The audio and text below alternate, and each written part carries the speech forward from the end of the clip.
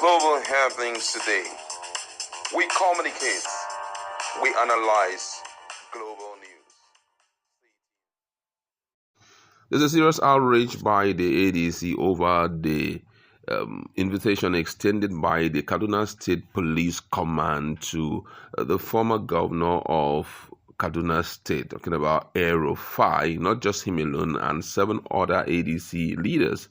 And according to the Kaduna State Police Command, they are inviting them for questioning over alleged conspiracy, incitement, and other offenses. The key stakeholders in the party, the likes of the former Vice President of Nigeria, Atiku, alongside the ADC spokesperson, have both reacted to it. And you're going to hear full details of what they have to say and the reactions of other Nigerians. Now, according to the full statement made by the ADC spokesperson, he said at a time when terrorists and criminal gangs freely operate in large parts of the north, the Nigerian police appear more interested in silencing opposition leaders than protecting citizens.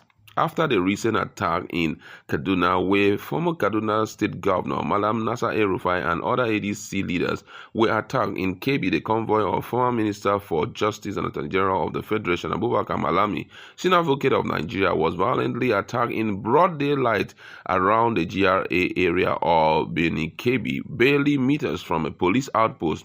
Despite the seriousness of the attack, no arrests have been made and the perpetrators remain at large. This growing trend is disturbing, and all Nigerians should take note. In Kaduna, the police reportedly looked away as thugs armed with stones and cutlass attacked the peaceful ADC gathering. Instead of arresting those responsible, the police are now targeting the victims with summon. Every hour spent harassing Rufai and shutting down ADC offices is an hour not spent confronting terrorists and criminals destroying lives across the northern part of Nigeria. To make matters worse, police authorities in Kaduna seal off the ADC party offices ahead of the planned meetings of zonal leaders, a deliberate attempt to stifle our constitutional right to assemble and organize. The ADC wishes to place these on record that these acts by the police are not isolated. They represent a systematic attempt to criminalize opposition politics, especially in states where the ruling party feels threatened by the growing influence of ADC. In this regard, the ADC call on the federal government and the Inspector General of Police to immediately withdraw the politically motivated summon issued to Nasir Rufai and other ADC leaders in Kaduna State. These invitations are not about justice or security. They are about silencing dissent and should therefore be halted without delay.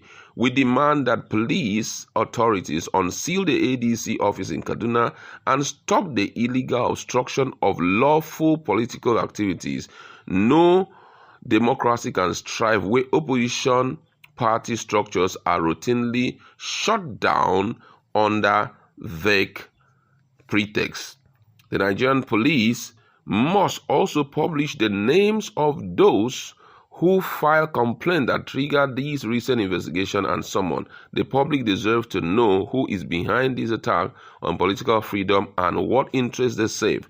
We further demand that security agencies arrest and prosecute those responsible for the attack on Abubakar Malami's convoy in Kebbi State, as well as the violent thugs who disrupted our stakeholders meeting in Kaduna. The failure to bring these perpetrators to justice only emboldened further violence. In addition, we call for an internal disciplinary process within the police to investigate officers who were present during these incidents but failed to act.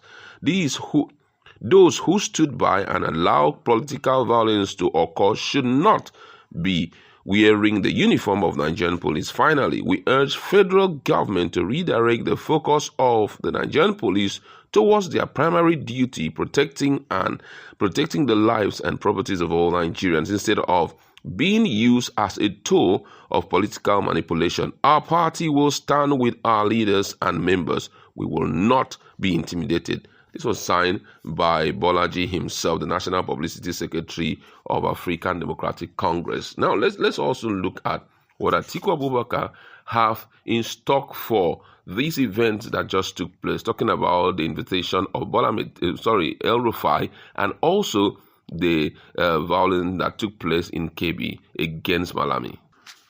Now, Atiku Abubakar tagged the recent event in Kaduna's Katsina and other area highlights a troubling trend towards authoritarianism under the Tinubu's administration. According to his write-up, he says, the summon of Malam Nasser El-Rufai and leaders of the ADC in Kaduna, the brazen attack on former Attorney General of the Federation, Abubakar Malami, and the violent disruption of Katsina Elders Forum meeting on security reforms are not isolated incidents. Instead, they signify a coordinated and dangerous assault on dissenting voices, civil freedoms, and the very essence of pluralistic democracy. It's important to emphasize that dissent is vital to democracy. Criminalizing opposition, attacking reformist voices, and undermining peaceful civil engagement erodes the foundation of our republic. No government that resorts to intimidation and uses security agencies as weapons against perceived opposition or opponent can genuinely uphold democratic principle. Without a doubt, Nigeria is dangerously close to slipping into authoritarian rule if these patterns of repression continues unabated. We cannot afford to return to an era marked by fear, silence, and impunity. I urge all Nigerians, both statesmen and citizens, to recognize the urgency of this movement. Defending our democracy cannot be the sole responsibility of the opposition. It is a collective national duty. Power is transcendent, but history will harshly judge those who wield it against the people instead of in their service. Nigeria belongs to all of us, not just the ruling party or any single individual. We must not allow the principle of liberty, justice, and the rule of law to be undermined by partisan desperation. Those were the words of Atiku Abubakar.